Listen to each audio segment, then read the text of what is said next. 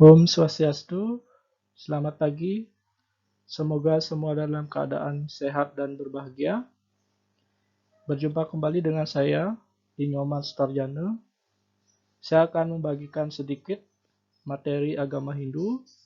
Dalam hal ini adalah Nawawidam Bhakti. Mudah-mudahan bisa bermanfaat bagi kita semua untuk mewujudkan serada dan bakti kita kepada Tuhan. Agama Hindu mengenal 4 jalan untuk bisa dekat kepada Tuhan atau menghubungkan diri kepada Tuhan yang disebut dengan catur marga. Salah satu bentuk catur marga adalah Bhakti marga. Bhakti marga adalah jalan untuk kita mendekatkan diri kepada Tuhan dengan jalan cinta kasih kepada Tuhan. Cinta kasih kepada Tuhan ini bisa diwujudkan dalam berbagai bentuk untuk menyatakan rasa hormat kita, rasa bakti kita kepada Tuhan. Ciri khas dari Bhakti Marga adalah adanya persembahan, adanya sesuatu yang kita berikan kepada Tuhan. Seadanya upaya untuk selalu ingat dengan Tuhan. Apapun aktivitas kita, kita selalu ingat dengan Tuhan. Selayaknya bagaimana kita ketika merasakan cinta.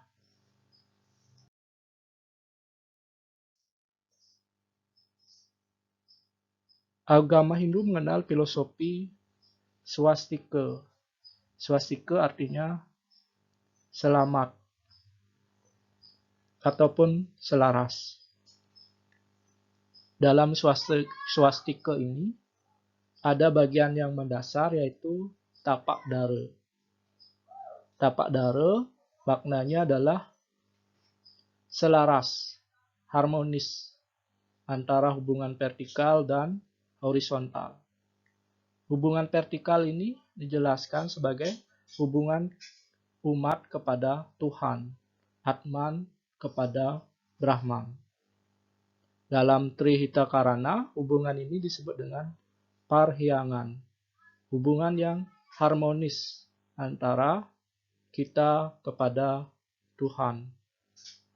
Bhakti Marga adalah jalan kita untuk mewujudkan parhyangan, hubungan yang harmonis antara Atman, ciptaan kepada Brahman atau penciptanya.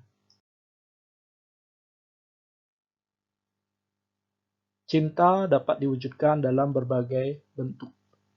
Dalam cerita, ada satu figur yang menjadi teladan kita dalam mewujudkan cinta itu adalah Hanuman.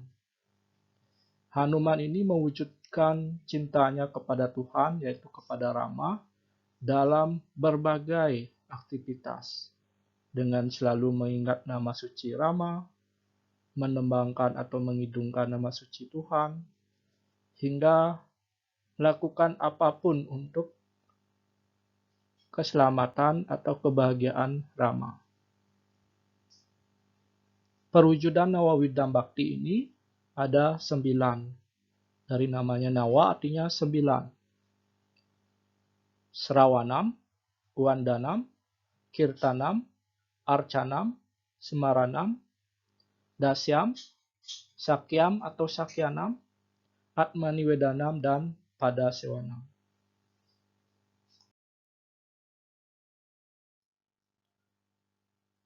Srawanam, kita selalu berusaha mendengar ajaran Dharma atau ajaran suci Tuhan.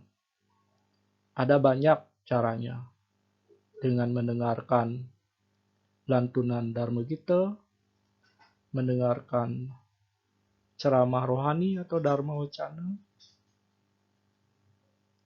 atau mendengarkan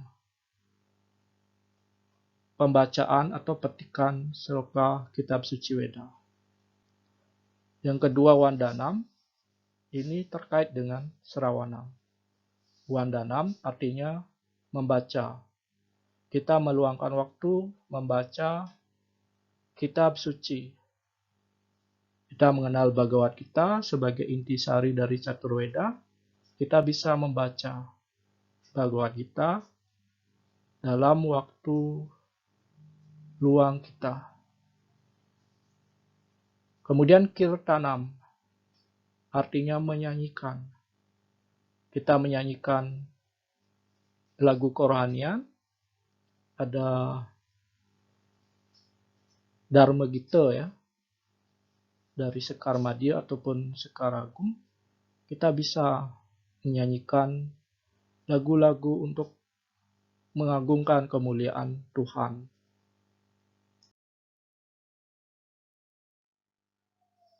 Selanjutnya, Arcanam. Di Bali khususnya Bhakti Marga ini sangat identik diwujudkan dengan Arcanam, dengan membuat media perwujudan Tuhan. Apapun sarana persembahyaan kita adalah media perwujudan Tuhan. Canang, pejati, ataupun pura, arca atau candi. Ini semua adalah perwujudan Tuhan dan manifestasinya. Semaranam berasal kata semrat artinya ingat. Kita minimal ingat dengan Tuhan. Jangan menunggu sakit baru kita ingat dengan Tuhan. Kita bisa menyebutkan nama suci Tuhan dalam segala aktivitas kita. Kemudian dasyam. Kita melakukan pelayanan kepada Tuhan. Misalnya di arca atau tempat suci, tempat perwujudan beliau, kita melakukan pembersihan pura. Tidak hanya pura di luar, namun di dalam diri kita. Karena tubuh ini juga adalah pura, tempat bersemayamnya Atman. Kita membersihkan diri, mengisi dengan pahala itu adalah dasyam, bentuk kita pelayanan kepada Tuhan. Selanjutnya, Sakyanam pada Sewanam, Atmani Wedanam. Sakyanam mengingatkan saya dengan Arjuna dan Krishna. Arjuna sudah menganggap Krishna itu sebagai teman. Krishna adalah perwujudan dari Tuhan atau Awatara Wisnu. Kita bisa mewujudkan Tuhan itu sebagai teman kita. Tempat kita bercerita, menceritakan keluh kesah kita ketika kita mengalami masalah. Kita selalu mengandalkan atau menempatkan teman itu di sisi kita. Yang kedua, pada Sewanam, sujud bakti di kaki Tuhan. Apapun aktivitas kita selalu didahului dengan penghormatan atau memohon berkat dari kaki Tuhan. Bisa kita lakukan setiap pagi sebelum beraktivitas, ya kita melakukan persembahyangan di Sang Hamrajan, bersujud, memohon berkat kepada Tuhan ataupun leluhur. Yang terakhir adalah Atmani Wedanam. Ini yang mungkin paling sulit untuk kita lakukan. Berserah diri atau berpasrah total kepada Tuhan. Karena seringkali dalam keadaan bermasalah, yang kita kedepankan adalah ego atau perasaan diri kita.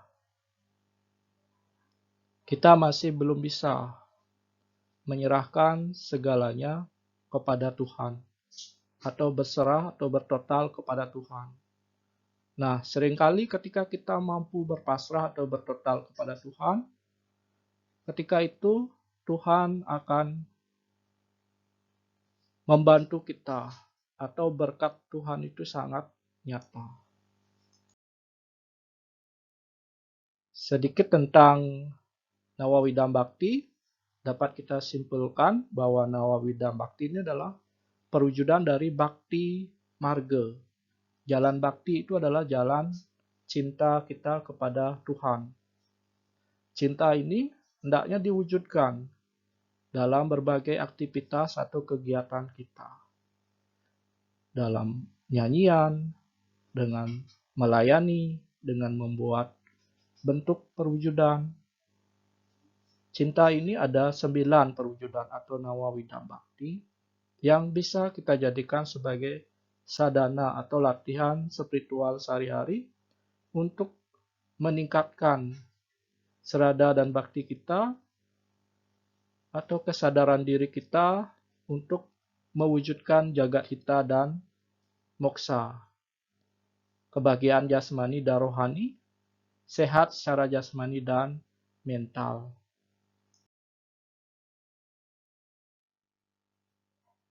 Demikian sedikit dari saya, mudah-mudahan bermanfaat. Semoga seluruh makhluk hidup berbahagia. Om Santi Santi Santi Om. Terima kasih.